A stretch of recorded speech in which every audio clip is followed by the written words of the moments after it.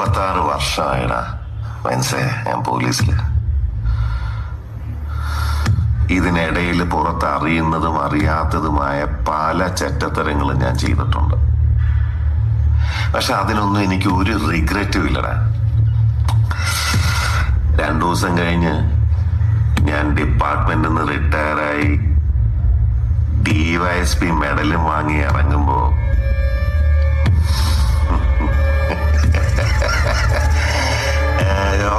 പഴയ George sir തന്നെയാണ്. നീ ആരെയാണ് ഈ പേടിപ്പിക്കുന്നേ എന്നെ?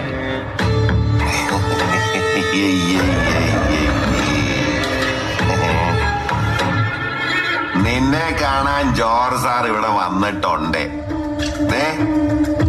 നിന്റെ മുമ്പിൽ ജോർജ് സാർ ഇങ്ങനെ നിൽക്കുന്നുണ്ടേലേ നീ ജോർജ് സാറിനെ ഇനിയും